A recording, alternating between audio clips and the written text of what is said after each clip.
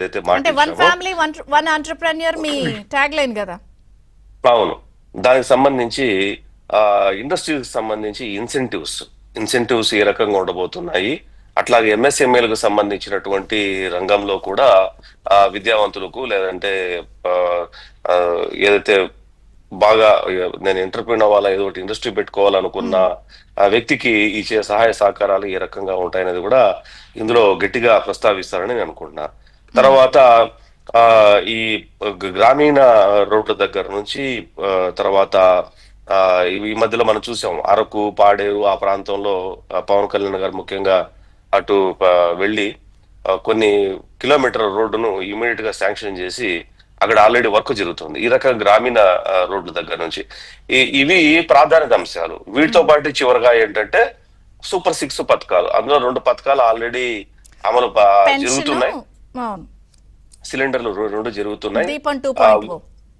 ఆ తర్వాత ఈ బస్సుకు సంబంధించి అయితే తొందరలోనే ఉగాదికి అని అనుకుంటున్నారు. ఉగాదికి లేకపోయినా కాస్త ఇటు అటుగా వాటి మీద ఏదో ఈ మధ్యలోనే కర్ణాటక కూడా ఒక మంత్రివర్గ టీం వెళ్ళేసి వచ్చింది. దాని మీద అనలైజేషన్ జరుగుతోంది.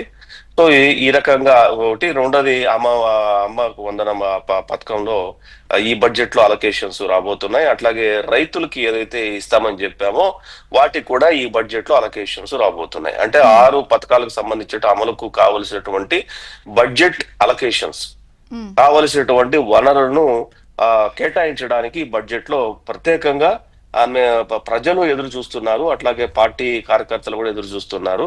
ప్రజలకు ఇది ప్రతిపక్షానికి ఇది పెద్ద చెంపపెట్టు లాంటిది. ఎందుకంటే ఇంతవరకు మాట్లాడుకుంటూ వచ్చినటువంటి మాటలు ఏవైతే ఉన్నాయో, పథకాలు అమలు చేయట్లేదు అయితే ఉన్నాయో, ఈ బడ్జెట్ లో ఆ అమలు అవుతున్నటువంటి వాటికి అలొకేషన్స్ తో పాటు కొత్తగా అమలు చేయబోయేటటువంటి పథకాలకు అలొకేషన్స్ రావటం అన్నది ప్రతిపక్షాలకు నోరు మూయించే కార్యక్రమంలో అదొక పని.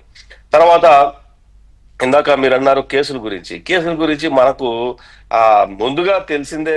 చంద్రిక గారు, ఇక్కడ ఉన్నటువంటి రాష్ట్రంలో ఉన్నటువంటి జీవించేటటువంటి పక్క రాష్ట్రాల్లో ఉండి తెలుగు మాట్లాడే ప్రతి ఒక్కరు జీవించేటటువంటి ప్రతి ఒక్కరికి కూడా వీళ్ళు చేసే అరాచకాలు మనకు తెలిసినవే. యా. ఈ అరాచకాలకు వాళ్ళు డిజర్వ్, దానికి ఆ శిక్షకు ది డిజర్వ్ 100%. వాళ్ళకు శిక్ష వేయకపోతే మా తప్పు అవుతుంది. హ్మ్. శిక్ష వేస్తేనే అది న్యాయము, ధర్మము, సత్యము కూడా.